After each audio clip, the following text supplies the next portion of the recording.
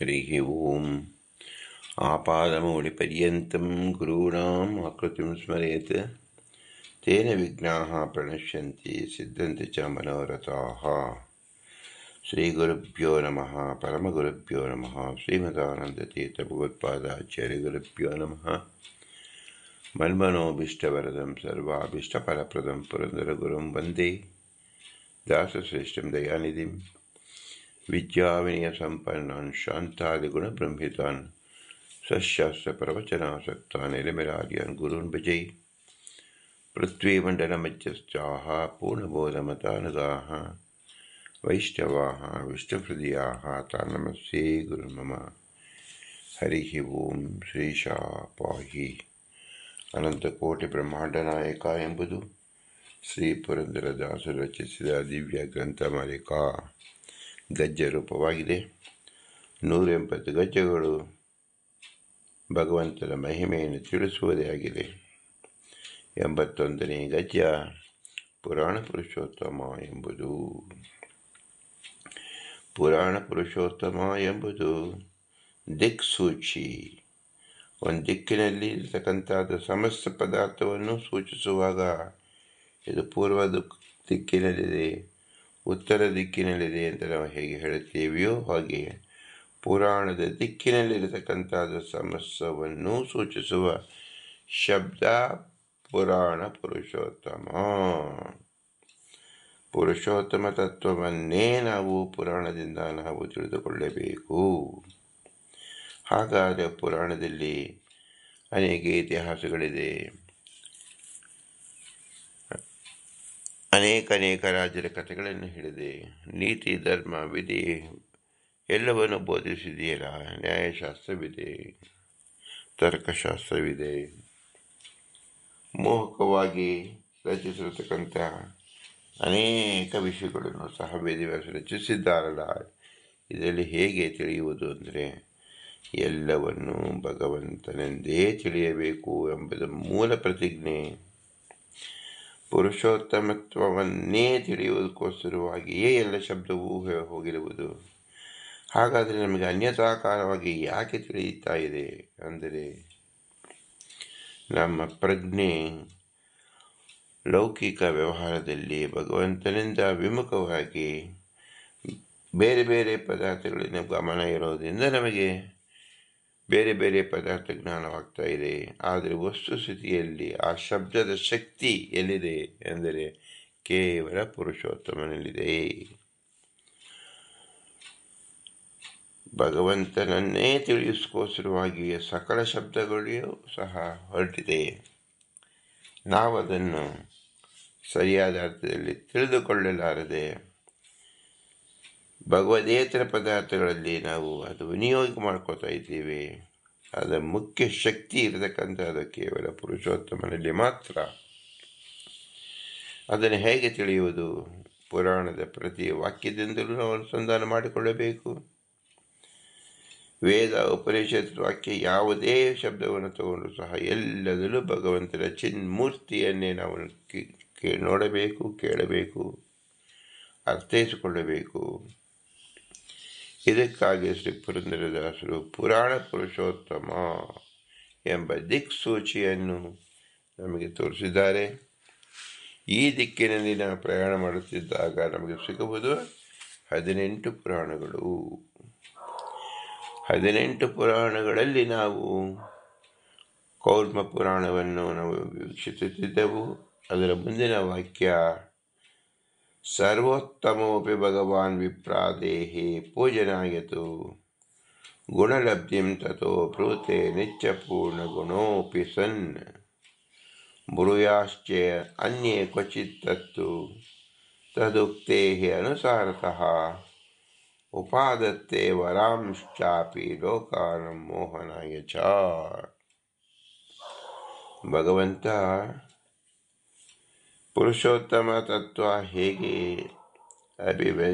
ಅಭಿವ್ಯಕ್ತವಾಗುತ್ತದೋ, ಅಭಿವ್ಯಂಜಕವಾಗುತ್ತದೋ ಸಕಲ ಶಬ್ದಗಳಿಂದ ಭಗವಂತನ ಮಹಿಮೆಗಳನ್ನು ಮೂಲಕವಾಗಿ ತಿಳಿಸ್ತಾ ಇದೆ. ನಾವು ಪುರುಷೋತ್ತಮ ಅಂತ ಹೇಳಿದರೆ ಕೇವಲ ಅವನ ಚಿತ್ರವನ್ನೇ ನಾವು ನೋಡುವುದಲ್ಲ, ಅವನ ಮಹಿಮೆಯನ್ನು ತಿಳಿಯುವುದು, ಅವನ ಕಾರ್ಯದ ವ್ಯಾಪ್ತಿಯನ್ನು ನಾವು ಕೊಂಚವಾಗಿ ನಾವು ಅರ್ಥ ಮಾಡಿಕೊಳ್ಳುವುದೇ ಆಗಿದೆ. ಭಗವಂತ ಭಕ್ತ ಅಪರಾಧೇನ, ಭಗವಂತನ ಭಕ್ತರು ಯಾರಿದ್ದಾರೋ ಅವನಿಗೆ ಮೆಚ್ಚಿಸಲು, ಅವನನ್ನು ಪ್ರೀತಿಸಲು, ಅವನಿಗೆ ಓಲೈಸಲು ಅವನ ಅನುಸಾರಿಯಾಗಿಯೇ ಭಗವಂತ ಲೋಕದಲ್ಲಿ ನಡೆದು ತೋರಿಸುತ್ತಾನೆ. ಯಾಕೆ ಅಂದರೆ ಎಲ್ಲರೂ ಭಗವಂತನನ್ನೇ ಹೊಗಳಿದರೆ ಆ ಭಗವಂತ ಇರುವಿಕೆಗೆ ಕಾರಣರಾದವರು ಯಾರು?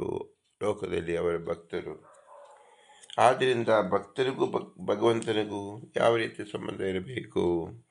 ಲೋಕದ ವ್ಯವಹಾರ ರೀತ್ಯ ಒಬ್ಬರು ಉಪಕಾರವನ್ನು ಸ್ಮರಣೆ ಮಾಡುತ್ತಾರೆ. ಆದರೆ ಭಗವಂತನ ಉಪಕಾರ ಎಂಬತಕ್ಕಂಥ ಯಾವ ಜೀವರು ಮಾಡಲು ಯಾವ ಯೋಗ್ಯತೆಯೂ ಇಲ್ಲ. ಭಗವಂತನಿಗೆ ಇನ್ನೊಬ್ಬರ ಉಪಕಾರದಿಂದ ಬದುಕಿರಬೇಕು, ಇರಬೇಕು ಎಂಬತಕ್ಕಂಥ ಯಾವ ಅವಶ್ಯಕತೆಯೂ ಇಲ್ಲ. ಅವನು ಸರ್ವಜ್ಞ, ಸರ್ವತಂತ್ರ, ವಿರಾಟ್ ವಿಷ್ಣು. ಎಲ್ಲ ಗುಣಗಳು ಭಗವಂತನನ್ನು ಇನ್ನೊಬ್ಬರನ್ನು ಅವಲಂಬಿಸಿ ಇರತಕ್ಕಂಥದ್ದಲ್ಲ. ಸ್ವಯಂಭೂಹು, ತನ್ನನ್ನು ತಾನೇ ಹೊತ್ತುಕೊಂಡಿದ್ದಾನೆ. ಇತರ ಅಪೇಕ್ಷೆ ರಾಹಿತ್ಯಾತ್ ಈಶ್ವರ ಅಂತ ಹೇಳಿ ಭಗವಂತನ ಪ್ರತಿಯೊಂದು ನಾಮಧೇಯವು ಅವನ ಪರಿಪೂರ್ಣತೆಯನ್ನೇ ತಿಳಿಸ್ತಾ ಇದೆ. ಹಾಗಾದರೆ ಭಗವಂತನ ಹೇಗೆ ನಾವು ಭಕ್ತರೊಡನೆ ಅವನು ಸಹಕಾರ ಇರುತ್ತೆ ಅಂದರೆ ಭಕ್ತರನ್ನೇ ಭಗವಂತ ಆರಾಧಿಸುತ್ತಾನೆ, ಆರಾಧಿಸುವಂತೆ ತೋರಿಸಿಕೊಳ್ಳುತ್ತಾನೆ. ಇದು ಸಹ ಭಗವಂತ ಮಾಡತಕ್ಕಂಥ ಯಾವ ರಾಜಸ ತಾಮಸ ಜನರಿಗೆ ಒಂದು ಮೋಹವನ್ನು ಉಂಟು ಮಾಡಬೇಕು. ತಾನು ತನ್ನ ಭಕ್ತರ ಅಧೀನದಲ್ಲಿದ್ದೇನೆ, ಅವರಿಂದಲೇ ನಾನು ನನ್ನ ಆಶ್ರಯ ಹೊಂದಿದ್ದೇನೆ ಎಂಬತಕ್ಕಂಥ ಅದು ತಿಳಿದುಕೊಳ್ಳಲಿ, ಮೋಹವನ್ನು ಉಂಟಾಗಲಿ ಅಂತ ಹೇಳಿ ಭಗವಂತ ವಿಪ್ರರನ್ನು, ದೇವತೆಗಳನ್ನು, ಅತ್ಯಂತ ಶ್ರೇಷ್ಠ ಭಕ್ತಳಾದ ಲಕ್ಷ್ಮೀದೇವಿಯನ್ನು ಸಹ ಜೊತೆಯಲ್ಲೇ ಇಟ್ಟುಕೊಂಡಿದ್ದಾನೆ. ಲಕ್ಷ್ಮಿಯಿಂದ ಭಗವಂತನಿಗೆ ಆಗಬೇಕಾದ್ದೇನೂ ಇಲ್ಲ. ಲಕ್ಷ್ಮಿಯ ಸರ್ವಸ್ವವು ಭಗವದಧೀನ, ಭಗವಂತನಿಂದಲೇ ದತ್ತಕವಾಗಿದೆ. ಆದರೆ ಲೋಕದಲ್ಲಿ ಹೇಗೆ ತಿಳಿಯುವುದು? ಲಕ್ಷ್ಮಿ ಅಂದರೆ ಹಣದಿಂದಲೇ ಭಗವಂತ ಆರಾಧನೆ ಮಾಡಲು ಸಾಧ್ಯವಾಗುವುದು, ಜ್ಞಾನದಿಂದಲೇ ಭಗವಂತ ಆರಾಧನೆ ಮಾಡಲು ಸಾಧ್ಯವಾಗುವುದು, ಪ್ರಕೃತಿಯಿಂದಲೇ ಭಗವಂತನ ಪೂಜೆ ಮಾಡಲು ಸಾಧ್ಯವಾಗುವುದು. ನಾವು ಪೂಜೆ ಮಾಡಲು ಪದಾರ್ಥಗಳು ಬೇಕು. ಎಲ್ಲ ಪದಾರ್ಥಗಳು ಯಾವುದು? ಪ್ರಕೃತಿ ರೂಪವಾಗಿದೆ. ಆದ್ದರಿಂದ ಪ್ರಕೃತಿಗೆ ಅಭಿಮಾನಿಯಾದ ಲಕ್ಷ್ಮೀದೇವಿಯು ಈ ಪದಾರ್ಥ ರೂಪದಲ್ಲಿ ನಿಂತಿದ್ದು ಭಗವಂತನ ಆರಾಧನೆಗೆ ಸಹಾಯಕಳಾಗುತ್ತಾಳೆ. ಆದ್ದರಿಂದ ಭಗವಂತನ ಪೂಜೆ ಮಾಡೋಕ್ಕೆ ನಮಗೆ ಅತ್ಯವಶ್ಯಕವಾಗಿ ಬೇಕಾದ ಪ್ರಕೃತಿ ದತ್ತವಾದ ಅನೇಕ ಪದಾರ್ಥಗಳು ಈ ರೀತಿಯಲ್ಲಿ ಸಂಯೋಜನೆ ಆಗಲಿ ಎಂದು ಭಗವಂತನೇ ತಾನು ಅಜ್ಞಜನ ಮೋಹನಕ್ಕಾಗಿ ತೋರಿಸುತ್ತಾನೆ. ವಸ್ತುಸ್ಥಿತಿಯಲ್ಲಿ ಸ್ವತಂತ್ರಂ ಅಸ್ವತಂತ್ರಂ ಚ ದ್ವಿವಿಧಂ ತತ್ವಮಿಷ್ಯತೆ ಸ್ವತಂತ್ರೋ ಭಗವಾನ್ ವಿಷ್ಣು ಭಾವೋ ಅಭಾವ ಇತೇ ಇರುತ್ತೆ ನಾವು ಸ್ಪಷ್ಟವಾಗಿ ತಿಳಿದಾಗ ಎಲ್ಲ ಪದಾರ್ಥಗಳು ಪ್ರಕೃತಿ ಎಂಬತಕ್ಕಂಥದ್ದು ಜಡ ಪದಾರ್ಥ. ಲಕ್ಷ್ಮೀ, ಬ್ರಹ್ಮ, ರುದ್ರ, ಇಂದ್ರಾದಿ ದೇವತೆಗಳು ಎಲ್ಲರೂ ಭಗವಂತನ ಅನುಚರರು ಮಾತ್ರ. ಅನುಚರರು ಅಂದರೆ ಏನರ್ಥ? ಭಗವಂತನ ಚರಿಸಿದರೆ ಅವನಂತೆ ಇವರು ಚರಿಸುವರೇ ಹೊರತು ಇವರ ಚರಣ ಅಂದರೆ ನಡೆದಾಡುವುದಕ್ಕೂ, ಜರುಗುವುದಕ್ಕೂ, ಅಲ್ಲಾಡುವುದಕ್ಕೂ ಯಾವ ಶಕ್ತಿಯೂ ಇಲ್ಲ. ಎಲ್ಲವೂ ಭಗವದ್ದತ್ತವಾದದ್ದು, ಅವನ ಅಧೀನವಾದದ್ದು, ಅವನ ಅನುಗ್ರಹದಿಂದಲೇ ನಡೆಯತಕ್ಕಂಥದ್ದು. ಆದ್ದರಿಂದ ಅವರ ಅನುಚರರು ಎಂದ ಹೆಸರು. ಲೋಕದಲ್ಲಿ ಭಾಗವತೋತ್ತಮರನ್ನು ಪ್ರಶಂಸೆ ಮಾಡಲು, ಅವರನ್ನು ಮಾನ್ಯ ಮಾಡೋಕ್ಕೋಸ್ಕರವಾಗಿ ಭಗವಂತ ಏನು ಮಾಡುತ್ತಾನೆ? ಕೃಷ್ಣ ರಾಮಾದಿ ರೂಪಗಳಲ್ಲಿ ವಿಪ್ರರನ್ನು, ಗೋವುಗಳನ್ನು, ವೇದೋಕ್ತರಾದ ಬ್ರಾಹ್ಮಣರನ್ನು, ವೇದವನ್ನು ಪೂಜಿಸಿದಂತೆ ಅದನ್ನೇ ನಾವು ಗಮನ ಕೊಟ್ಟಂತೆ, ಅದಕ್ಕೆ ಹೆಚ್ಚಿನ ಪ್ರಶಸ್ತಿ ಕೊಟ್ಟಂತೆ ತೋರಿಸಿಕೊಳ್ಳುತ್ತಾನೆ. ಯಾಕೆ ತೋರಿಸಿಕೊಳ್ಳುತ್ತಾನೆ? ಕೂರ್ಮ ಪುರಾಣ ಸ್ಪಷ್ಟವಾಗಿ ವೇದವ್ಯಾಸರು ತಿಳಿಸ್ತಾ ಇದ್ದಾರೆ. ಸರ್ವೋತ್ತಮೋ ಅಪ್ಪಿ ಭಗವಾನ್ ವಿಪ್ರಾದೇಹ ಪೂಜನಾಯತು. ಮೊಟ್ಟ ಮೊದಲು ವಿಪ್ರರು ಪೂಜೆ ಮಾಡುತ್ತಾನೆ ಎಂಬತಕ್ಕಂಥದ್ದು ಮುಂದಿನ ಭಾಗ. ಅದನ್ನು ನೀವು ನೋಡಬೇಡಿ. ಮೊಟ್ಟ ಮೊದಲು ಹೇಳ್ತಕ್ಕಂಥದ್ದು ಏನು? ಸರ್ವೋತ್ತಮನಾಗಿದ್ದಾನೆ. ಸರ್ವರಿಗೆ ಉತ್ತಮ ಅಂದರೆ ಏನರ್ಥ? ಕೇವಲ ಒಂದು ಅಂಕೆಯಿಂದ ಮುಂದಿರುವುದಲ್ಲ. ಸರ್ವಾತ್ಮನ ಭಗವಂತನ ಅನಂತ ಅನಂತ ಅನಂತ ಅನಂತ ಗುಣಗಳಿಂದ ಅಧಿಕವಾಗಿದ್ದಾನೆ, ನಿರವಧಿಕನಾಗಿದ್ದಾನೆ. ಎಲ್ಲರ ಗುಣವು ಕೇವಲ ಅಂಶದಲ್ಲಿದ್ದೇನೆ, ಭಗವಂತನ ಭಿನ್ನ ಅಂಶದಲ್ಲಿರ್ತಕ್ಕಂಥದ್ದಾಗಿದೆ. ಆದ್ದರಿಂದ ಯಾವ ಗುಣವನ್ನು ಭಗವಂತನ ಎದುರು ನಾವು ಒಂದು ತಟ್ಟೆಯಲ್ಲಿ ಹಾಕಿ ಅಳತೆ ಮಾಡುವಂತೆ ಸಾಧ್ಯವಾಗುವುದಿಲ್ಲ. ಭಗವಂತ ನಿರವಧಿಕ, ಇನ್ನೆಲ್ಲರೂ ಸಹ ಸಾವಧಿಕ ಮತ್ತು ಅಲ್ಪ ಮತ್ತು ಅಧೀನ. ಸರ್ವೋತ್ತಮೋ ಅಪಿ ಭಗವಾನ್, ಭಗವಂತ ಸರ್ವೋತ್ತಮನಾದರೂ ಸಹ ವಿಪ್ರನ್ನು ಪೂಜಿಸುತ್ತಿದ್ದನು. ಗುಣಲಬ್ಧಿಂ ತಥೋ ಬ್ರೂತೆ ನಿತ್ಯ ಪೂರ್ಣ ಗುಣೋಪಿ ಸನ್. ನಿತ್ಯ ಪೂರ್ಣಗುಣ, ನಿತ್ಯ ಗುಣ, ಪೂರ್ಣಗುಣ, ನಿತ್ಯ ಪೂರ್ಣಗುಣ ಭಗವಂತ. ಗುಣಲಬ್ಧಿಂ ತಥೋ ಬ್ರೂತೆ, ಭಗವಂತ ಬೇರೆಯವರನ್ನು ಮನ್ನಿಸುತ್ತಿದ್ದ, ಗೌರವಿಸುತ್ತಿದ್ದ, ಅದರ ಆಧಾರಕ್ಕೆ ಒಳಗಾಗುತ್ತಿದ್ದ. ಆದರೆ ಯಾವುದೂ ಇವನಿಗೆ ಬೇಕಾಗಿಲ್ಲ, ಇವನ ಪೂರ್ಣ.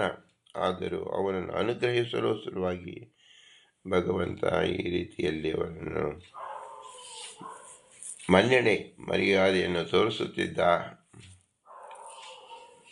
ಬ್ರೂಯಾಶ್ಚನ್ಯೇ ಕ್ವಚಿತ್ ತತ್ತು ತದುಕ್ತೆ ಅನುಸಾರತಃ ಉಪಾದತ್ತೆ ವರಂಶ್ಚಾಪಿ ಲೋಕಾರಂ ಮೋಹನಾಯ ಚ. ಈ ರೀತಿಯಲ್ಲಿ ಲೋಕದಲ್ಲಿ ಅಂದರೆ ಬ್ರಹ್ಮಾಂಡದಲ್ಲಿ, ನಮ್ಮ ಶರೀರದಲ್ಲೇ ಭಗವಂತರಿದ್ದಾರೆ. ಆದರೆ ಭಗವಂತರಿದ್ದರೂ ಸಹ ನಾನೇ ಮಾಡಿದೆ ಎಂಬ ಬುದ್ಧಿಯನ್ನು ಕೊಡುತ್ತಾನೆ. ನಾನು ಮಾಡಲು ನಮ್ಮ ಸ್ವತಂತ್ರ ಏನು? ಯಾರೂ ಸ್ವತಂತ್ರರಲ್ಲ. ಲಕ್ಷ್ಮೀದೇವಿಯೇ ಸ್ವತಂತ್ರಳಲ್ಲ, ಬ್ರಹ್ಮದೇವರೇ ಸ್ವತಂತ್ರರಲ್ಲ, ರುದ್ರದೇವರೇ ಸ್ವತಂತ್ರರಲ್ಲ, ಇಂದ್ರದೇವರೇ ಸ್ವತಂತ್ರ ದೇವರಲ್ಲ. ಇವರೇ ಅಭಿಮನ್ಯವಾದ ನಮ್ಮ ಶರೀರ ಪ್ರಕೃತಿಯಿಂದ ಆದಂಥ ಸತ್ವಗುಣ, ರಜೋಗುಣ, ತಮೋಗುಣ, ಮಹತ್ತತ್ವ, ಅಹಂಕಾರ ತತ್ವ, ತೇಜಸ್ತತ್ವದಿಂದ ಆಗಿರತಕ್ಕಂಥ ಈ ಶರೀರ ಹೇಗೆ ಉತ್ತಮವಾಗುತ್ತದೆ? ಭಗವಂತ ಅಧೀನದಲ್ಲಿರ್ತಕ್ಕಂಥದ್ದು. ಆದರೂ ಸಹ ಭಗವಂತ ಏನು ಮಾಡುತ್ತಾನೆ? ಇದರಿಂದ ತಾನು ಉಪಕಾರ ಪಡೆದವನಂತೆ ತೋರಿಸಿಕೊಳ್ಳುತ್ತಾನೆ. ಹಾಗೆ ನಾನೇ ಮಾಡಿದೆ, ನಮ್ಮಿಂದ ಮಾಡಲ್ಪಟ್ಟಿತು ಎಂಬುದನ್ನು ನಾವು ಅಂದುಕೊಳ್ಳದೆ, ನಾವೇ ಮಾಡಿದೆ, ನಾವು ಮಾಡುತ್ತಿದ್ದೇವೆ, ಕೇಳುತ್ತಿದ್ದೇವೆ ಎಂಬ ಅಜ್ಞಾ ಮತ್ತು ಮೋಹದಿಂದ ಜನರು ಹೋಗುವುದರಿಂದ ಏನಾಗುತ್ತೆ? ಅದರಂತೆ ಫಲವನ್ನು ಪಡೆಯುತ್ತಾರೆ. ಈ ಮೋಹಾವಸ್ಥೆ ಮತ್ತು ಅಜ್ಞಾನಾವಸ್ಥೆ ಎಂಬತಕ್ಕಂಥದ್ದು ರಾಜಸ ಮತ್ತು ತಾಮಸ ಪ್ರವೃತ್ತಿ. ಈ ಪ್ರವೃತ್ತಿಯಿಂದ ನಾವು ಹೊರಗಾಗಬೇಕು, ಗುಣಾತೀತರಾಗಬೇಕು. ಆದ್ದರಿಂದ ವೇದವ್ಯಾಸ ದೇವರು ಕೂರ್ಮ ಪುರಾಣದ ಈ ವಚನವನ್ನು ತಿಳಿಸಿದ್ದಾರೆ. ಇದನ್ನು ಪುರಂದರದಾಸರು ಪುರಾಣ ಪುರುಷೋತ್ತಮ ಅಂತ ಹೇಳಿದ್ರಿಂದ, ಪುರಾಣ ಅಂದರೆ ಈ ಶರೀರದಲ್ಲೇ ಲೋಕಾನಾಂ ಮೋಹನಾಯ ಚ ಎಂಬತಕ್ಕಂಥದ್ದು ಶಬ್ದವನ್ನು ನಾವು ಇಲ್ಲಿ ಹೊಂದಿಸಿಕೊಳ್ಳಬೇಕು. ಈ ನಮ್ಮ ಶರೀರದಲ್ಲೇ ಭಗವಂತನ ಇದ್ದು ತಾನೇ ಮಾಡಿದರೂ ಸಹ ನಾವು ಮಾಡಿದೆವು ಎಂಬ ಅನ್ಯತಾ ಜ್ಞಾನ, ಮೋಹ ಮತ್ತು ಅಜ್ಞಾನದಿಂದ ಆಗುವಂತೆ ಮಾಡುತ್ತಾನೆ. ಯಾವ ಅಧಮ ಜೀವರಿಗೆ ಎಂದು ತಿಳಿಯಬೇಕು. ಉತ್ತಮ ಜೀವರು ಜಾಗೃತರಾಗಿ ನಾಹಂ ಕರ್ತ ಹರಿಕರ್ತ ಎಂಬ ನಿತ್ಯ ಅನುಸಂಧಾನ ಮಾಡಿಕೊಳ್ಳಬೇಕು. ಇದನ್ನು ಪೂರ್ಣವಾಗಿ ಅಭಿವ್ಯಕ್ತಿಯಾಗುವುದು ಎಲ್ಲಿ ಅಂದರೆ ಮೋಕ್ಷದಲ್ಲಿ ಮಾತ್ರ. ಇದನ್ನು ಭಾಗವತ ತಾತ್ಪರ್ಯದಲ್ಲಿ ಶ್ರೀಮದಾನಂದ ತೀರ್ಥರು ವೇದವ್ಯಾಸರೇ ರಚಿಸಿದ ಭಾಗವತದ 3ನೇ ಅಧ್ಯಾಯದ 3ನೇ ಸ್ಕಂದದ 17ನೇ ಅಧ್ಯಾಯದ 6ನೇ ಶ್ಲೋಕದಲ್ಲಿ ಇದರ ತಾತ್ಪರ್ಯವನ್ನು ತಿಳಿಸ್ತಾ ಇದ್ದಾರೆ.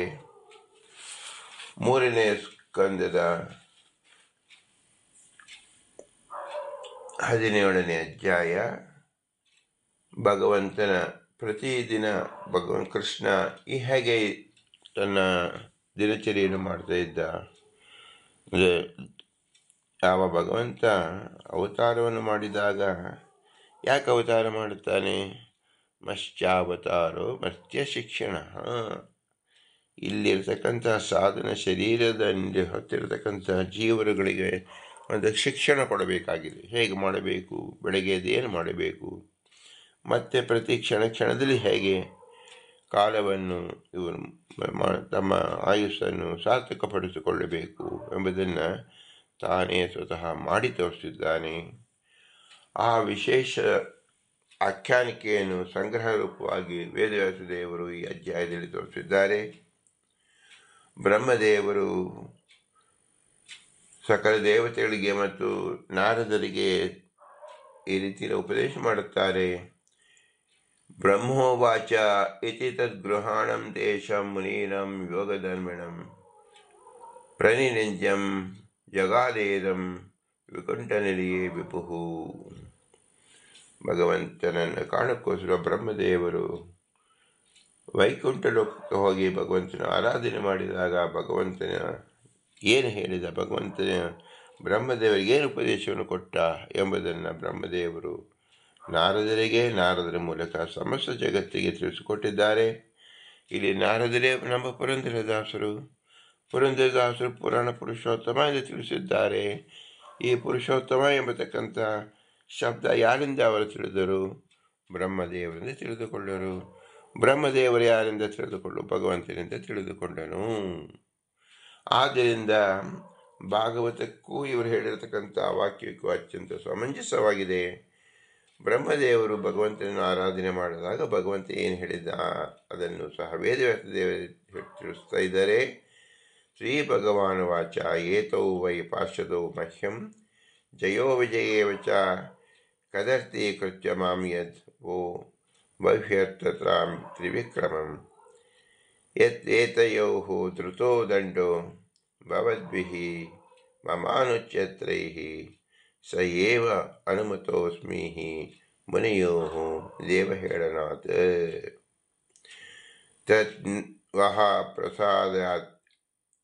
ಪ್ರಸಾದಯಾಮಿ ಅದ್ಯಂ ಬ್ರಹ್ಮದೇವಂ ಪರಂ ಹಿಮಿ ತದ್ದೇವಾತ್ಮಕೃತಂ ಮನ್ಯೆ ಯತ್ ಸ್ವಂ ಪುಂಭಿಃ ಸ್ಮೃತಃ ಯನ್ನಾಮಾನಿ ಚ ಗೃಹ್ಣಾನಿ ಲೋಕೋಮೃತೆ ಕೃತಗಸಿ ಸೋ ಸಾಧುವಾದ ಸತ್ಕೀರ್ತಿಂ ಹಂತಿ ಸ್ವಚಂ ಇವಾಯಃ ಯಸ್ಯಾಮೃತಾಯ ಯಶಃ ಶ್ರವಣಾವಗಾಃ ಸಜ್ಜಂ ಪುನಾತಿ ಜಗದಶ್ಚ ಪಚಂ ವಿಕುಂಶಃ ಸೋಹಂ ಬಬದ್ಧ ಉಪಲಬ್ಧ ಸುತೀರ್ಥಕೀರ್ತಿಂ ಛಿಂದಾಂ ಸ್ವಬಾಹುಮಿವಃ ಪ್ರತಿಕೂಲವೃತ್ತಿಂ ಯಸ್ಯೇವಿಯಾ ಚರಣಪದ್ಮಪವಿತ್ರರೇಣು ಸಜ್ಜಾಕೃತಾಖಿಲಮಕಂ ಪ್ರತಿಲಬ್ಧಶೀಲಂ ನ ಶ್ರೀವಿರಕ್ತಮಪಿ ಯಾಂ ವಿಜಹಾತಿ ಯಸ್ಯಾಃ ಪ್ರೇಕ್ಷಾವಲಾರ್ಥಂ ನಮಿತ ಯನ್ನಿಯಮೋ ಅರ್ಹತೆ ಯತ್. ನನ್ನ ಅನುಚರರು ಮಾಡಿದ ಅಪಚಾರಕ್ಕೆ ನಾನೇ ಹೊಣೆ ಅಂತ ನಾರಾಯಣ ತಿಳಿಸ್ತಾ ಇದ್ದಾನೆ. ಬ್ರಹ್ಮದೇವರು ವೈಕುಂಠ ಲೋಕಕ್ಕೆ ಹೋಗಿ ಭಗವಂತನನ್ನು ಈ ಪ್ರಶ್ನೆ ಕೇಳಿದಾಗ ತನ್ನ ದ್ವಾರಪಾಲಕರಾಗಿರ್ತಕ್ಕಂಥವರನ್ನೇ ಉದ್ದೇಶಿಸಿ ಭಗವಂತ ಹೇಳುತ್ತಾನೆ, ನನ್ನ ದ್ವಾರಪಾಲಕರು ಮಾಡುವ ಏನೇ ಕೃತ್ಯಕ್ಕೆ ನಾನು ಹೊಣೆಯಾಗಿದ್ದೇನಪ್ಪ. ಅದರಂತೆ ನಾನು ಕೃಷ್ಣಾವತಾರವಾಗಿದ್ದಾಗ ರಾಮಾವತಾರವಾಗಿದ್ದಾಗ ನನಗೆ ಬ್ರಾಹ್ಮಣರು ಒಂದು ರೀತಿ ಪರದೇವತೆ ಇದ್ದ ಹಾಗೆ ಅವರಿಗೆ ಆದ ಅಪಚಾರ ನಾನು ಸಹಿಸಲಾರೆ. ಆದ್ದರಿಂದ ನನ್ನ ದ್ವಾರಪಾಲಕರ ಅಪರಾಧಕ್ಕೆ ನಾನು ಕ್ಷಮೆಯನ್ನು ಬಿಡುತ್ತೇನೆ. ಚಂಡಾಲ ಪರ್ಯಂತ ಸಮಸ್ತ ಜಗತ್ತು ನನ್ನ ಮಹಿಮೆ ಕೀರ್ತಿಯ ಸುದಿಯಲ್ಲಿ ಸ್ನಾನ ಮಾಡಿದರೆ ಪವಿತ್ರರಾಗುವೆಂದ ನಾನು ವಿಕುಂಠ ಅಂತ ಎನಿಸಿದ್ದೇನೆ. ನನಗೆ ಇಂತಹ ಕೀರ್ತಿ ಬಂದಿರುವುದು ನಿಮ್ಮ ಸೇವೆಯ ಫಲದಿಂದ. ಬ್ರಾಹ್ಮಣರ ಪಾದಗಳ ಪವಿತ್ರ ಧೂಳಿನ ಸೇವೆಯಿಂದಲೇ ನನ್ನ ಎಲ್ಲ ಪಾಪಗಳು ಪರಿಹಾರವಾಗಿದೆ ಹಾಗೂ ಐಶ್ವರ್ಯಾದ ಗುಣಗಳು ಪ್ರಾಪ್ತವಾಗಿದೆ. ಯಾರ ಕುಡಿನೋಟಕ್ಕೆ ಎಲ್ಲರೂ ಬಗೆಗೆ ವ್ರತ ನಿಯಮಾದಿಗಳು ಮಾಡುತ್ತಿರುವರೋ ಅಂತ ಲಕ್ಷ್ಮಿಯು ನಾನು ಉದಾಸೀನ ಮಾಡಿದರೂ ನನ್ನನ್ನು ಎಂದೂ ಬಿಟ್ಟು ಅಗಲುವುದೇ ಇಲ್ಲ. ಹೀಗಿರುವಾಗ ನಿಮಗೆ ವಿರೋಧವಾಗಿ ವರ್ತಿಸಿದರೆ ಅದು ನನ್ನ ಭುಜವೇ ಆಗಿದ್ದರೂ ಅದನ್ನು ಕತ್ತರಿಸಿ ಹಾಕುತ್ತೇನೆ ಎಂದು ಭಗವಂತ ಬ್ರಹ್ಮದೇವರಿಗೆ ಹೇಳಿಕೊಡುತ್ತಾನೆ. ಇದನ್ನು ಶ್ರೀಮದಾನಂದ ತೀರ್ಥರು ಇದರ ಅರ್ಥವನ್ನು ತಿಳಿಸಿ ಹೇಳ್ತಾರೆ. ಬ್ರಾಹ್ಮಣರಿಗೆ ಪೂಜ್ಯತ್ವ ಉಂಟೆಂದು ತೋರಿಸಲು ಮತ್ತು ಅಜ್ಞರಿಗೆ ಮೋಹ ಉಂಟು ಮಾಡುವ ಉದ್ದೇಶದಿಂದ ಭಗವಂತ ಈ ರೀತಿಯಲ್ಲಿ ಸ್ತೋತ್ರ ಮಾಡಿದಾಗ ಬ್ರಾಹ್ಮಣರ ಬಗ್ಗೆ ಭಕ್ತರ ಬಗ್ಗೆ ಹೇಳಿದ್ದಾನೆ ಎಂದು ತಿಳಿಯಬೇಕು. ಸರ್ವೋತ್ತಮೋಪಿ ಭಗವಾನ್ ವಿಪ್ರಾದೇಹೆ ಪೂಜನಾಯಿತು ಗುಣಲಬ್ಧಂ ತಥೋ ಬ್ರೂತೆ ನಿತ್ಯ ಪೂರ್ಣಗುಣೋಪಿ ಸನ್ ಬ್ರೂಯಾಶ್ಚನ್ಯೇ ಕ್ವಚಿತ್ ತತ್ ತದುಕ್ತೆ ಅನುಸಾರತಃ ಉಪಾದತ್ತೆ ವನಂಶ್ಚಾಪಿ ಲೋಕಾನ ಮೋಹನಾಯ ಚ ಎಂಬ ಕೋರ್ಮ ಪುರಾಣದಲ್ಲಿ ವೇದವ್ಯಾಸ ದೇವರೇ ತಿಳಿಸಿದ್ದಾರೆ. ಭಗವಂತ ಬ್ರಹ್ಮದೇವರಿಗೆ ಏನು ಹೇಳಿದನು ಅದೆಲ್ಲವೂ ಕೇವಲ ಮೋಹನಕ್ಕಾಗಿ. ಭಗವಂತ ಸರ್ವೋತ್ತಮ, ಅವನನ್ನು ಎಲ್ಲರೂ ಆರಾಧಿಸುತ್ತಾರೆ ಹೊರತು ಅವನು ಬೇರೆಯವನು ಆರಾಧಿಸತಕ್ಕಂಥದ್ದು ಇಲ್ಲ. ಏಕೆಂದರೆ ಭಗವಂತನೇ ಆರಾಧಕರು ಅಂದರೆ ಅವನಲ್ಲಿ ನ್ಯೂನತೆ ಬರಬೇಕಾಗುತ್ತದೆ. ಭಗವಂತ ಪೂರ್ಣ, ನಿತ್ಯ, ಗುಣಪೂರ್ಣ. ವಿಪ್ರಾಣಂ ಚರಣಪದ್ಮ ಪವಿತ್ರೇಣೋ ಸೇವೆಯ ಪ್ರತಿಲಬ್ಧಶೀಲಂ ಶ್ರೀ ನ ಜಹಾತೀತಿ ಯತ್ ಅತಶ್ಚಿಂತ್ಯ ಅನುಕ್ತಾಶ್ಚ ಗುಣಾಃ ವಿಷ್ಣೋರುಕ್ತದೋಷ ನ ತಸ್ಯತು ಅಜ್ಞಾನಾತ್ ದೋಷ ವಿಜ್ಞಾನಂ ಗುಣಜ್ಞಾನಂ ಯಥಾರ್ಥತಃ ಅಂತ ಇಂಗ್ಲಿಷ್ ಶ್ರುತಿಯಲ್ಲಿ ತಿಳಿಸಲ್ಪಟ್ಟಿದೆ. ವಿಪ್ರಾಣಂ ಚಾಪಿ ಭಕ್ತಾನಂ ಅನ್ಯೇಷಾಂ ಚ ಜನಾರ್ದನಃ ಬ್ರಹ್ಮಣಃ ಶಂಕರದ್ವಾಪಿ ದೇವತಾ ತಥೈವ ಚ ಆತ್ಮನಶ್ಚ ಶ್ರೇಯಶ್ಚೈವ ಸಾಕಾಶಾತ್ ಪ್ರಿಯತಾಮಪಿ ಪೂಜ್ಯತಾಮತ್ಯಯುಕ್ತಂ ಚ ವದೇತ್ ಕ್ವಾಪಿ ವಿಮೋಹಯನ್ ಅಂತ ಸ್ಕಾಂದ ಪುರಾಣದಲ್ಲಿ ತಿಳಿಸಿದೆ. ಬ್ರಹ್ಮದೈವಂ ಪರಂ ಹಿ ಮೇ, ಪರಮಾತ್ಮ ಸರ್ವೋತ್ತಮ, ಆದರೂ ದೇವತೆಗಳಿಗೂ ಬ್ರಾಹ್ಮಣರಿಗೂ ಪೂಜ್ಯತ್ವ ಉಂಟು ಎಂದು ಲೋಕಕ್ಕೆ ತಿಳಿಸಿಕೋಸವಾಗಿ ಭಗವಂತ ಈ ರೀತಿಯಲ್ಲಿ ನಾಟಕವನ್ನು ಮಾಡುತ್ತಾನೆ. ಬ್ರಾಹ್ಮಣನ ಪಾದ ರಜಸ್ಸಿನ ಸೇವನೆಯಿಂದ ಐಶ್ವರ್ಯಾದಿಗಳಿಂದ ಗುಣಲಾಭ ತನಗಾಯಿತು ಎಂದು ತಿಳಿಸ್ತಾನೆ. ಪ್ರತಿಲಬ್ಧಶೀಲಂ, ಭಗವಂತ ನಿತ್ಯ ಗುಣಪೂರ್ಣ. ಶ್ರೀಹರಿ ಹೇಳಿದ್ದನ್ನು ಅನುಸರಿಸಿ ಅನುವಾದ ರೂಪದಿಂದ ಬ್ರಹ್ಮನು ದೇವತೆಗಳಿಗೆ, ಮೈತ್ರೇಯರು ವಿದುರನಿಗೆ, ಶುಕರು ಪರೀಕ್ಷಿತರಿಗೆ, ಸೂತನು ಶನಕಾದಿಗಳಿಗೆ ಉಪದೇಶ ಮಾಡಿದರು. ಬೇರೆಯವರು ಕೆಲವೆಡೆ ಹೇಳುವುದುಂಟು, ಆದರೆ ವಾಸ್ತವವೆಂದಲ್ಲ. ಯಾಕೆ ಹೀಗೆ ಹೇಳಿದರು ಭಗವಂತ? ಬ್ರಹ್ಮದೇವರಿಗೆ ಯಾಕೆ ಭಗವಂತನೇ ಹೇಳಿದ ಅಂದರೆ ಅಜ್ಞರಿಗೆ ಮೋಹ ಉಂಟು ಮಾಡುವ ಉಪದೇಶದಿಂದ. ಶ್ರೀಹರಿ ಹಾಗೂ ಬೇರೆಯವರು ಅಯುಕ್ತವಾದನ್ನು ಹೇಳುತ್ತಾರೆ ಅಂತ ತೋರಿಸ್ಕೋಬೇಕಾಗಿದೆ. ಹರಿಯು ಬ್ರಾಹ್ಮಣರಿಂದ ವರಗಳನ್ನು ಕೆಲವೆಡೆ ಸ್ವೀಕರಿಸುವುದು ಅವರಿಗೆ ಪೂಜ್ಯತ್ವವನ್ನು ತೋರಿಸುವುದಕ್ಕೆ ಮತ್ತು ಅಜ್ಞರಿಗೆ ಮೋಹ ಉಂಟು ಮಾಡಲಿಕ್ಕೆ ಎಂದು ಕೂರ್ಮ ಪುರಾಣದಲ್ಲಿ ಸ್ಪಷ್ಟಪಡಿಸಿದ್ದಾರೆ. ಬ್ರಾಹ್ಮಣರ ಪಾದದೋಳಿ ಸೇವನೆಯಿಂದಲೇ ನಾನು ಐಶ್ವರ್ಯಾದಿ ಗುಣಸಂಪನ್ನಾದೆ ಅಂತ ಹೇಳಿ ಲಕ್ಷ್ಮೀ ನನ್ನನ್ನು ಬಿಟ್ಟಾಗಲುವುದಿಲ್ಲ ಅಂತ ಹೇಳಿ ಭಗವಂತ ಹೇಳಿಕೊಳ್ತಾನೆ. ಅದೇ ವಾಸ್ತವವಾಗಿ ಲಕ್ಷ್ಮೀ ಪರಾಧೀನಳಾದ್ದರಿಂದ ಭಗವಂತನೊಂದಿಗೆ ಲಕ್ಷ್ಮೀ ಯಾವತ್ತೂ ಕದಲುವುದಿಲ್ಲ. ಆದ್ದರಿಂದ ಬ್ರಾಹ್ಮಣ ವಿರೋಧಿ ವರ್ತನೆ ಮಾಡಿದವರ ಬಾಹುವನ್ನು ಕತ್ತರಿಸಿ ಹಾಕುವ ಎಂದು ಹೇಳುವ ಹಿಂದಿನ ಶ್ಲೋಕದ ಅನ್ವಯ ಯತ್ ಪದಾರ್ಥ ಉಪಯೋಗಿಸಿರುವುದು ಯಾವ ಕಾರಣದಿಂದ ಅಂದರೆ ಬ್ರಾಹ್ಮಣರ ಕಾರಣದಿಂದ ಅಂತ ಪೈಂಗಿರಿ ಶ್ರುತಿ ಹೇಳುತ್ತಿದೆ. ವಿಷ್ಣುವಿಗೆ ಶಾಸ್ತ್ರಗಳು ಹೇಳಿದ ಗುಣಗಳೊಂದಿಗೆ ಹೇಳದಿದ್ದ ಗುಣಗಳನ್ನು ಅಂಗೀಕರಿಸಬೇಕು.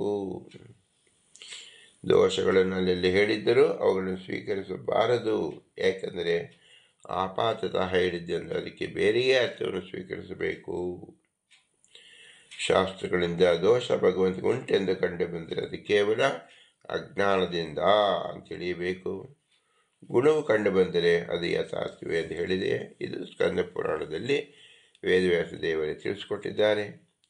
ಬ್ರಾಹ್ಮಣರು ಇತರ ಭಕ್ತರು ತನಗೆ ಅಂದರೆ ಭಗವಂತನಿಗೆ ಚತುರ್ಮುಖ, ಬ್ರಹ್ಮ, ರುದ್ರ, ಇಂದ್ರ ದೇವತೆಗಳು ಮತ್ತು ಲಕ್ಷ್ಮೀದೇವಿಯಂತಲೂ ಪ್ರಿಯರು, ಪೂಜ್ಯರು ಎಂದು ಹೇಳುತ್ತಾನೆ.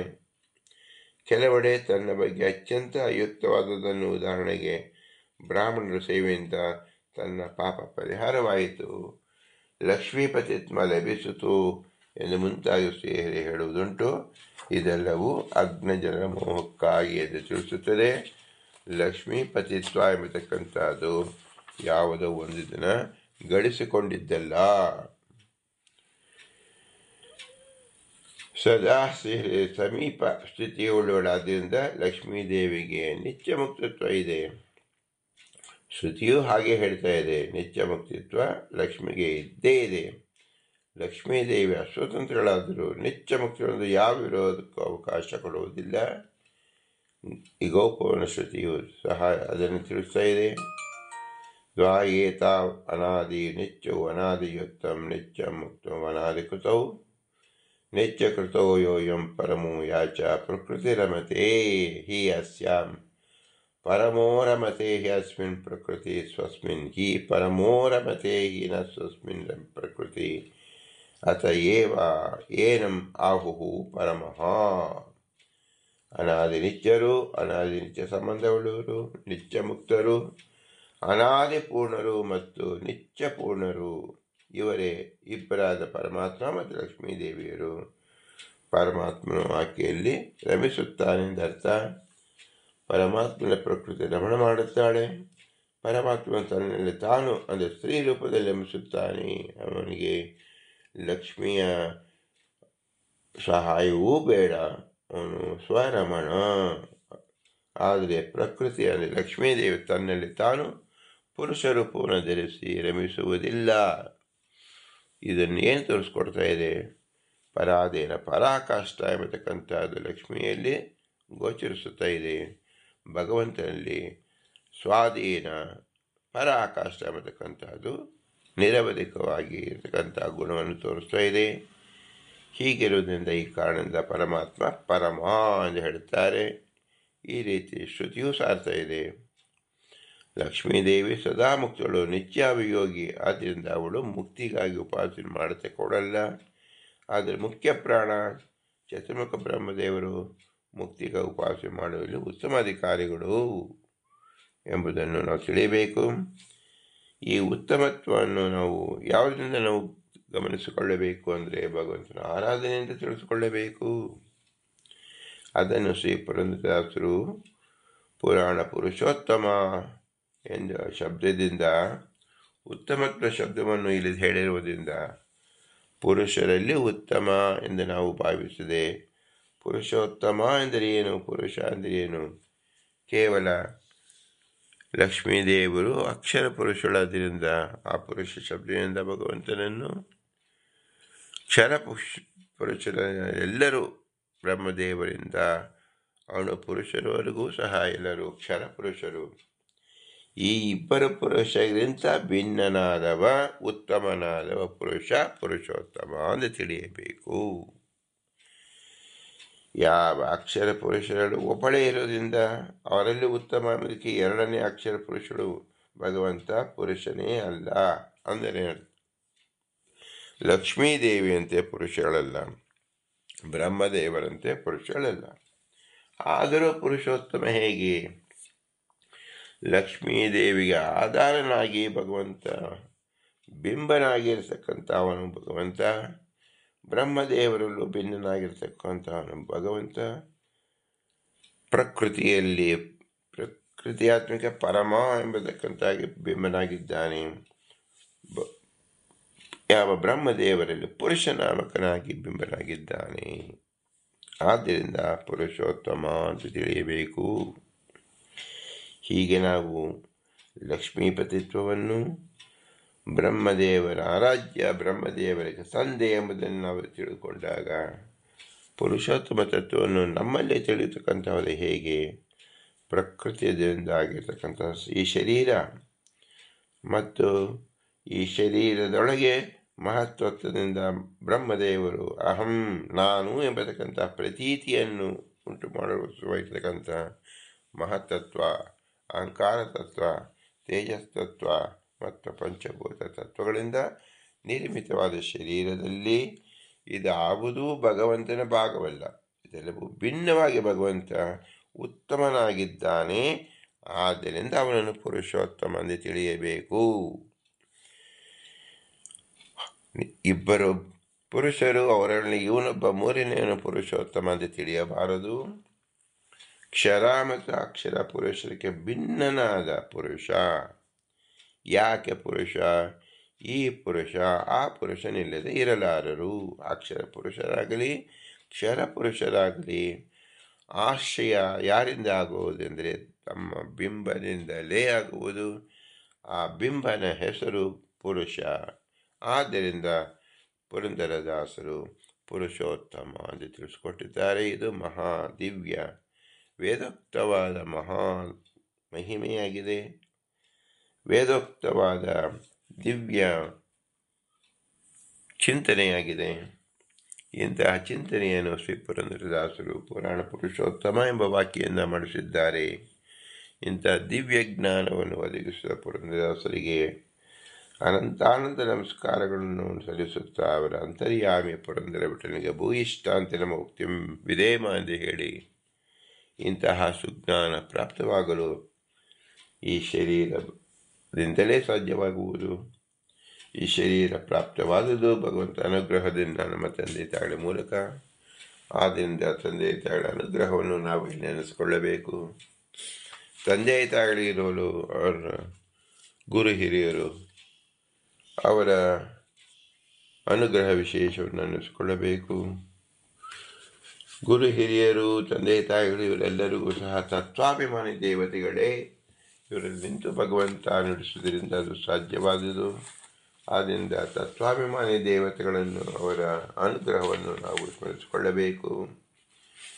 ಇವರಲ್ಲಿ ವಾಯುದೇವರು ಭಗವಂತನ ಆಜ್ಞೆಯಂತೆ ಅವರಲ್ಲಿ ನಿಂತು ಈ ಪ್ರಜ್ಞೆಯನ್ನು ಹುಟ್ಟಿಸಿ ಕಾರ್ಯವನ್ನು ಮಾಡಿಸುವುದರಿಂದ ವಾಯುದೇವರೇ ನಮ್ಮ ಮೂಲ ಗುರುಗಳು. ಅವರ ಅನುಗ್ರಹವನ್ನು ಸ್ಮರಿಸಿಕೊಳ್ಳಬೇಕು. ಈ ಸ್ಮರಣೆಯನ್ನು ಯಾಕೆ ಮಾಡಬೇಕು ಅಂದರೆ, ಭಕ್ತಾನಂ ಸ್ಮರಣಂ ವಿಷ್ಣೋ ನಿತ್ಯಜ್ಞಪ್ತಿ ಸ್ವರೂಪತಃ ಅನುಗ್ರಹೋನ್ಮುಖೋತ್ವಂತು ನೈವಾನ್ಯಾತ್ ಕಿಂಚಿದೇಶ್ಯತೆ ಎಂದು ಬ್ರಹ್ಮತರ್ಕದಲ್ಲೇ ವೇದವ್ಯಾಸರನ್ನು ತೋರಿಸಿದ್ದಾರೆ. ಪರಮಾತ್ಮನು ಸ್ವತಃ ಎಲ್ಲ ಜೀವರಿಂದಲೂ ಭಿನ್ನನಾಗಿದ್ದಾನೆ ಮತ್ತು ಸರ್ವೋತ್ತಮನಾಗಿದ್ದಾನೆ. ಆದರೂ ಸರ್ವ ಜೀವರಲ್ಲಿರುವ ಪರಮಾತ್ಮ ಅವರಿಗೆ ಅಹೇಯ ಅಂದರೆ ಬಿಟ್ಟು ಇರಲಿಕ್ಕೆ ಬಾರದವನಾದ್ದರಿಂದಲೇ ಅಹಂ ಎನಿಸುವನು, ಯಾವಾಗಲೂ ಇರುವನೆಂದು ಪ್ರಮಾಣ ಸಿದ್ಧವಾದ್ದರಿಂದಲೇ ಅಸ್ಮಿ ಎನಿಸುವನು. ಜ್ಞಾನ ಸ್ವರೂಪನಾದ್ದರಿಂದ ಪರಮಾತ್ಮನಿಗೆ ಕ್ರತು ಎಂದು ಹೆಸರು. ಅಂಗ ಅಂದರೆ ಶರೀರಕ್ಕೆ ಅಥವಾ ಸ್ವತಂತ್ರವಾದ ಜಗತ್ತಿಗೆ ನಿಯಾಮಕನಾದ್ದರಿಂದ ಅಗ್ನಿಶಬ್ದ ವಾಚ್ಯ ಎಂದು ಬ್ರಹ್ಮಾಂಡದಲ್ಲಿ ತಿಳಿಸಿದೆ. ಈ ಭಗವಂತನನ್ನ ನಿತ್ಯ ಜ್ಞಾನ ಸ್ವರೂಪನಾದ್ದರಿಂದ ಅವನು ಭಕ್ತರನ್ನು ಸ್ಮರಿಸುವುದು ಎಂದರೆ ಅವರಿಗೆ ಅನುಗ್ರಹೋನ್ಮುಖರಾಗುವುದು ಎಂದರ್ಥ. ಸ್ಮರಣೆ ಮಾಡಿಕೊಳ್ಳುವುದು ಎಂದು ಅಲ್ಲ ಎಂದು ಬ್ರಹ್ಮತರ್ಕದಲ್ಲಿ ಹೇಳಿದೆ. ಪರಮಾತ್ಮ ಮುಖ್ಯವಾಯುರೂಪ ಪ್ರತೀಕದಲ್ಲಿರುವುದನ್ನು ತಿಳಿದುಕೊಳ್ಳುವುದು ಅವಶ್ಯವಾದ್ದರಿಂದ ಅದನ್ನು ಈ ಮಂತ್ರ ತಿಳಿಸುವುದು. ಇಲ್ಲಿ ಅಸೌ ಅಂತ 2 ಶಬ್ದಗಳು ಇರೋದ್ರಿಂದ ಅಸು ಶಬ್ದ ಸಪ್ತಮಿ ಭಕ್ತಿ ಏಕವಚನ ರೂಪವಾಗಿದೆ. ಅಸು ಅಂದರೆ ಮುಖ್ಯ ಪ್ರಾಣ, ಅಸೌ ಅಂದರೆ ಮುಖ್ಯ ಪ್ರಾಣನಲ್ಲಿರುವ ಪರಮಾತ್ಮ ಎಂದರ್ಥ. ಇನ್ನೊಂದು ಅಸೌ ಎಂಬ ಶಬ್ದ ಅಜಸ್ ಶಬ್ದ ಪ್ರಥಮ ವಿಭಕ್ತಿ ಏಕವಚನ ರೂಪ ಅಂದರೆ ಈ ಪರಮಾತ್ಮನು ಎಂದರ್ಥ. ಆದ್ದರಿಂದ ಈ ಅಸೌ ಅಂತ 2 ಶಬ್ದಗಳನ್ನು ಶಬ್ದದ ಪ್ರಮಾಣ ವಿಭಕ್ತಿ ಏಕವಚನ ರೂಪದಿಂದ ತೆಗೆದುಕೊಂಡು ಪೂಷಾದಿ ಅನೇಕ ಪ್ರತೀಕಗಳಿರುವ ಪರಮಾತ್ಮ ಎಂದ ಅರ್ಥವನ್ನು ಮಾಡಬೇಕು. ಅಹಮಸ್ಮಿ ಎಂಬುದನ್ನು ಅಹೇಯನು, ಸದಾ ವಿದ್ಯಮಾನನು, ಪ್ರಮಾಣ ಸಿದ್ಧನಾದವನೆಂಬ ಅರ್ಥದಿಂದ ಪರಮಾತ್ಮ ವಾಚಿಕವನ್ನು ತೆಗೆದುಕೊಂಡು ನಾವು ಅರ್ಥ ಮಾಡಿಕೊಳ್ಳಬೇಕು. ನನ್ನಲ್ಲಿ ಅಂತರ್ಯಾಮಿಯಾಗಿರುವನು ಎಂಬ ಅರ್ಥದಲ್ಲಿ ನಾವು ಅರ್ಥ ಮಾಡಿಕೊಳ್ಳಬೇಕು. ಆ ಅಂದರೆ ಪರಮಾತ್ಮ, ನೀಲ ಅಂದರೆ ಆಶ್ರಯ, ಆದ್ದರಿಂದ ಪರಮಾತ್ಮನೇ ಆಶ್ರಯವಾಗಿರುವುದರಿಂದ ವಾಯುವು ಅನಿಲನು. ವಾಯುವಿಗೆ ಪ್ರಳಯ ಕಾಲದಲ್ಲಿ ದೇಹ ನಾಶವಾದರೂ ವೃತ್ತಿಜ್ಞಾನ ನಾಶವಾಗದಿರುವುದರಿಂದ ಜ್ಞಾನ ನಾಶವಿರಲಿಲ್ಲ. ಅಂಶದಲ್ಲಿ ನಿತ್ಯ ಜ್ಞಾನವುಳ್ಳ ಮುಕ್ತರ ಸಾದೃಶ ಇದೆ. ಆದ್ದರಿಂದ ಮರಣವಿದ್ದರೂ ಮರಣರಹಿತ ಎನಿಸಿದ್ದಾನೆ ಎಂಬ ಅಭಿಪ್ರಾಯದಿಂದ ಅತಿರೋಹಿತ ವಿಜ್ಞಾನಾತ್ ವಾಯುರೂಪಿ ಅಮೃತ ಸ್ಮೃತಃ ಎಂದು ಹೇಳಲಾಗಿದೆ. ಪರಮಾತ್ಮ ನಿತ್ಯ ಜ್ಞಾನ ರೂಪ, ಆದ್ದರಿಂದ ಸ್ಮರ ಅಂದರೆ ಅನುಗ್ರಹ ಮುಖನಾಗೂ ಎಂದರ್ಥ. ಸ್ಮರಣ ಮಾಡಿಕೋ ಎಂದ ಅರ್ಥವಲ್ಲ. ಸ್ಮರಣವು ಸಂಸ್ಕಾರಜನ್ಯವಾದ್ದರಿಂದ ಅದು ನಿತ್ಯ ಜ್ಞಾನವಲ್ಲ. ಸಾಕ್ಷಾತ್ಕಾರದ ಅನಂತರದಲ್ಲಿ ಮೋಕ್ಷಕ್ಕಾಗಿ ಪರಮಾತ್ಮ ಪ್ರಾರ್ಥನೆ ಏನು ಮಾಡಬೇಕು? ಅದು ಉಪನಿಷತ್ತಲ್ಲಿ ತಿಳಿಸ್ಕೊಟ್ಟಂತೆ ಅಗ್ನೇನಯ ಸುಪಥ ರಾಯೇ ಅಸ್ಮಾನ್ ವಿಶ್ವಾನ ದೇವ ವಯುನಾನಿ ವಿದ್ವಾನ್ ಯೋ ಜೋ ಅಸ್ಮಜೋಹಾರಣಮೇನೋ ಭೂಯಿಷ್ಟಾಂ ತೇ ನಮ ಭುಕ್ತಿಮಿದೇಮ. ಅಂಗ ಅಂದರೆ ಶರೀರವನ್ನು ಅಥವಾ ಪ್ರಪಂಚವನ್ನು ಪ್ರೇರಿಸುವುದರಿಂದ ಅಗ್ನಿ ಪದವಾಚ್ಯನಾಗಿ ಅಗ್ನಿಯಲ್ಲಿರುವ ಪರಮಾತ್ಮನೇ ನಮ್ಮನ್ನು ಪುನರಾವರ್ತಿರಹಿತರಾಗಿದ್ದು ಉತ್ತಮವಾದ ಅಚ್ಚಿರಾದಿ ಮಾರ್ಗದಿಂದ ಮೋಕ್ಷರೂಪ ಸಂಪತ್ತಿಗಾಗಿ ಕರೆದುಕೊಂಡು ಹೋಗು. ದೇವನೇ, ನಮ್ಮ ಜ್ಞಾನವು ಮೋಕ್ಷಕ್ಕಾಗಿ ಸಾಕಾಗುವಷ್ಟಾಗಿರುವುದನ್ನು ನೀನು ತಿಳಿದಿರುವಿ. ನಮ್ಮನ್ನು ಸಂಸಾರದಲ್ಲಿ ಬೀಳಿಸಿ ಅಲ್ಪರನ್ನಾಗಿ ಮಾಡುವ ಅನಿಷ್ಟ ಕರ್ಮಗಳನ್ನು ನಮ್ಮಿಂದ ದೂರ ಮಾಡು, ಅಂದರೆ ಭೋಗದಿಂದ ನಾಶಪಡಿಸು. ಇದಕ್ಕೆ ಪ್ರತಿಯಾಗಿ ನಿನಗೆ ನಾವು ಭಕ್ತಿ ಜ್ಞಾನಗಳಿಂದ ಕೂಡಿದ ನಮಸ್ಕಾರವನ್ನು ಮಾಡುವೆವು. ಇನ್ನೇನೇನೂ ಮಾಡಲು ನಮಗೆ ಸಾಮರ್ಥ್ಯವಿಲ್ಲ. ವಯನಂ ಅಂದರೆ ಜ್ಞಾನ. ತದ್ವತ್ತಯತಯ ವಯನಯ ಇದಮಷ್ಟಂ ವಿಶ್ವಂ ಅಂತ ವಚನದಿದೆ. ಜುಹುರಾಣಂ ಅಸ್ಮಾನ್ ಅಲ್ಪೇ ಕುರ್ವತು ಯೋಧಿಹಿ ವಿಯೋಜಯ ಅಂತ ಹೆಸರು.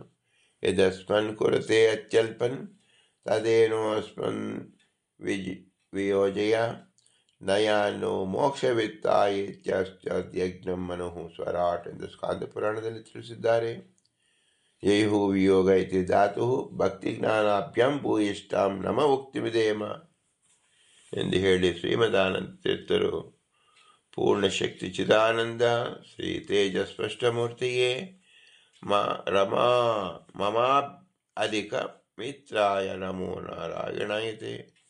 ಮಮಾಧಿಕ ಮಿತ್ರಾಯ, ನನಗೂ ಅಧಿಕ ಮಿತ್ರನಾಗಿರತಕ್ಕಂಥ ಮತ್ತು ರಾಮನಿಗೂ ಅಧಿಕನಾಗಿರ್ತಕ್ಕಂಥ ಭಗವಂತನಿಗೆ ನಮಸ್ಕಾರ ಎಂದು ಹೇಳಿ ನಾರಾಯಣ ಮೂಲ ರೂಪಿ ಭಗವಂತನನ್ನು ಶ್ರೀಮದಾನಂದ ನಮಸ್ಕರಿಸಿದ್ದಾರೆ.